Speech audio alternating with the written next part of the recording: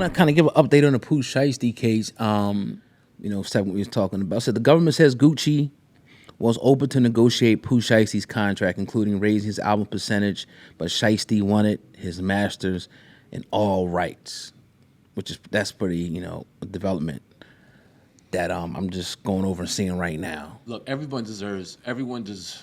The masters conversation is a real fickle conversation, right? Because on one end, you have this artist who's creating this body of work, and it's their artistic profile, it's their IP, right? Their intellectual property. But on the other end, you have you got to pay for studio time, you got to pay for the engineer, you got to pay for the producer, you got to pay for the distribution, you got to pay for the label.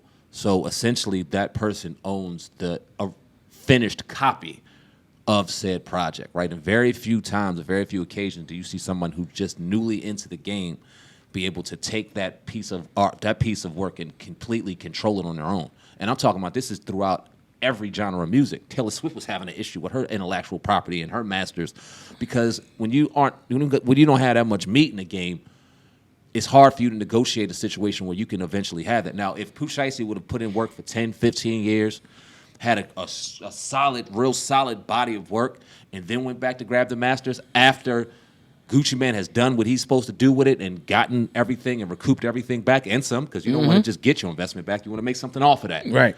Then this could have been a conversation where we could see Pooh Shiesty in 10, 15 years with his masters. But think about your favorite rappers, bro. 90% of them don't own their fucking masters. Word. And they're still good.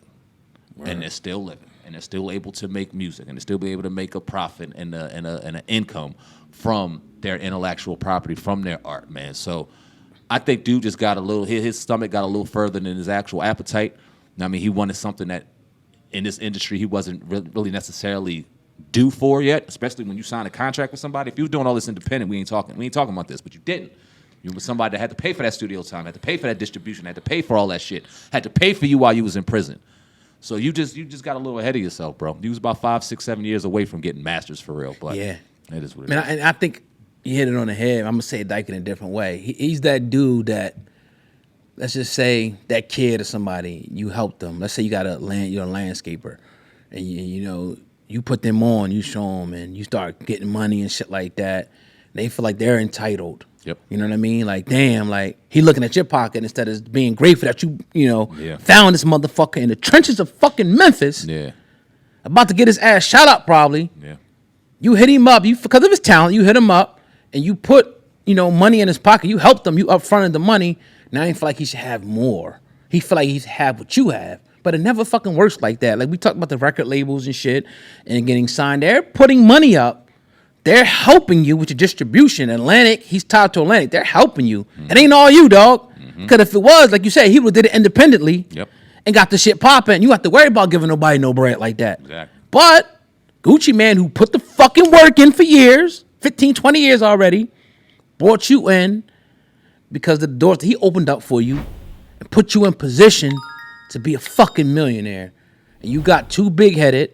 You couldn't leave the gangster shit alone. You couldn't leave the street shit alone. Now you're about to spend your life probably in prison because you wasn't just grateful for the opportunity and you wasn't patient enough to say, all right, fuck it.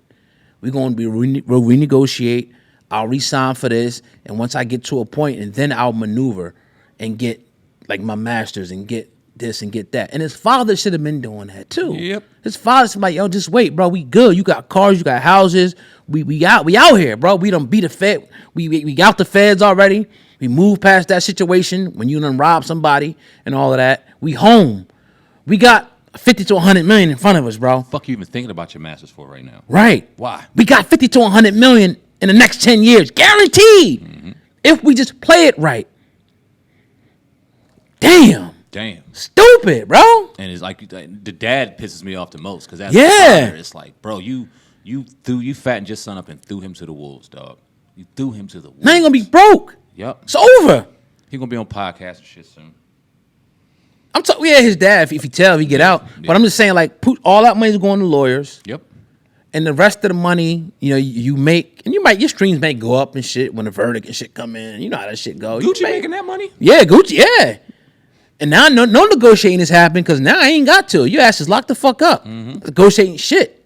I'll give you your cut and I'll keep my cut. That's the thing, man, about this shit. People got to be grateful, bro. I get it. The independent thing is great, but shit, I'll let her have a deal. As long as the paperwork is right, give me a deal. We got to come in and everything is set up for us. We ain't got to post. We ain't got to set up no cameras. We ain't got to set up no lights. We ain't got to edit. We got to come in and do the content, and that shit getting distributed every fucking where. It's on Shade Room. Yep. It's on here. It's on there. But we got a deal, and they got to take 20, 30%. Okay, cool. We still good. We got to do less work, though. Yes. It's all about how the shit is structured, bro. And if it's not right, we go back to the table, we negotiate. Look at Gillian and Wallow. Mm-hmm. They got a nice deal. You don't see them motherfuckers complaining. Nope. Look at Joe Button. They got a nice deal. You don't see them motherfuckers complaining. They ain't got to set up a camera. They ain't editing shit. They come into the studio, drink they fucking liquor, record, and go the fuck home and live their life. And they eating. They eating. Yep. So it's just like, it's levels to the shit, man. It is. And if you ain't prepared and understanding the fact that this industry will give you nothing. Everything is a loan. Everything is an investment. And you want a return on that investment. Nobody's handing you a lump sum of money based off your talent and thinking that you about to just sit back and sit pretty and not put in no work. Oh, no, my brother. You got invested. This is a fast track. Okay, so here's this amount of money for you to have some type of leeway and some leg room for you to put in this fucking work until it's time to get that other recoup. It. But at the end of this, I need to recoup. That's it. Nigga. Yeah. I'm not leaving with zero. Right. And you went off with the bag. And you ran off with the bag. That's not fucking happening. You will make me something.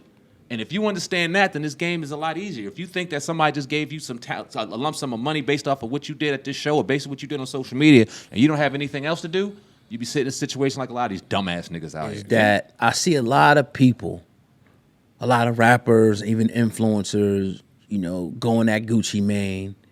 And saying he was this and he was rat and he's that and all right, that's your prerogative. But I see a very small group of people talking about how Pooh Shiesty told on himself. How in the same breath he was saying in that video that came out, I ain't never done no police shit. He's actually doing police shit. Mm-hmm. You got your man recording the guy holding you at gunpoint. You're already a federal, 1 foot in, 1 foot out parolee. You're pretty much on camera telling this guy, forcing this guy to release you out of your contract. This is all self-snitching stuff. Why is nobody saying that in the industry? Why are these influencers? Why are these rappers that are coming out and calling Gucci and making songs about Gucci and calling him a rat and saying everybody is a rat? What about the person that tells on themselves? Are they not a rat? Is Pooh Shiesty not a rat for telling on himself? I would say yeah. Stupid ass rat. Stupid. Yep.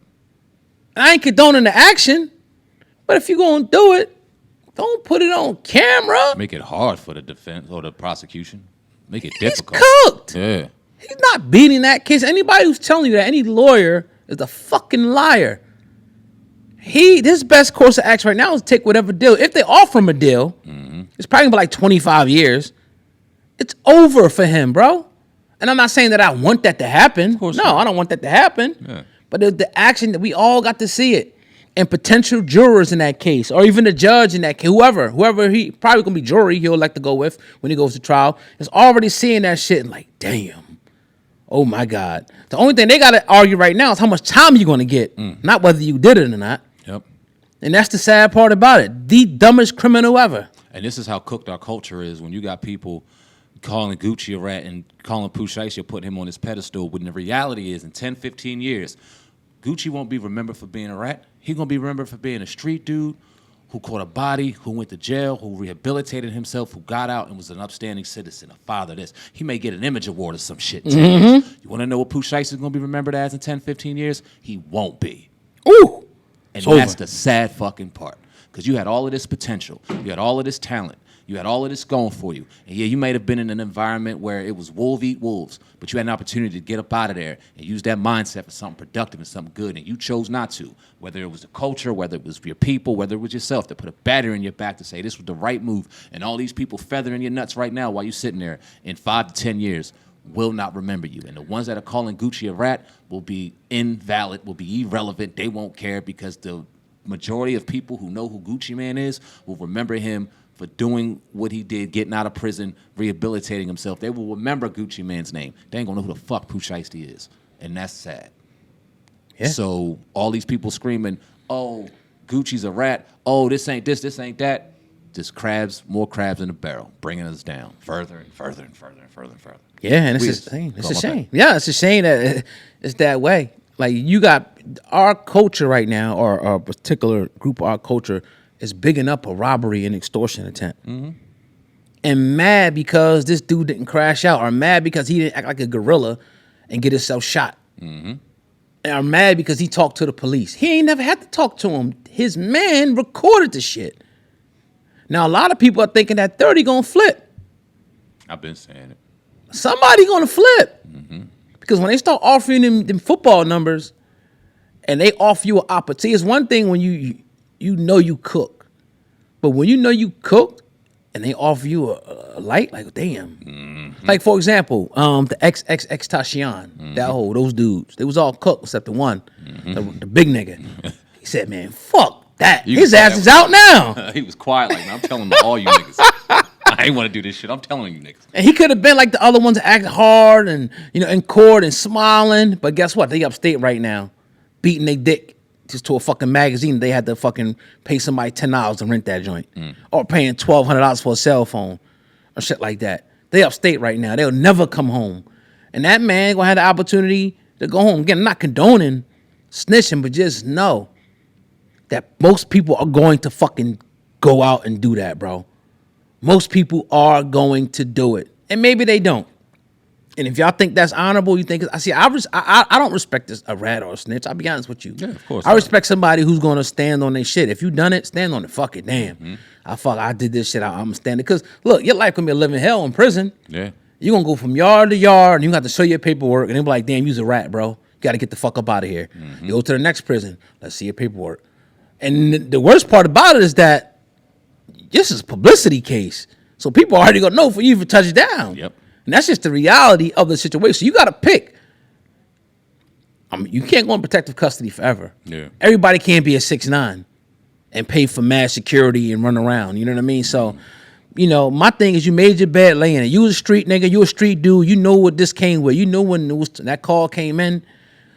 If you got caught, you can't run your mouth. So fucking stand on that shit for real. And if you're about to get on business and you sit in that car and you about to go conduct some crime or do whatever, look at them motherfuckers next to you, to your left and your right of you, and say, neighbor, will you snitch on me? Because they probably will.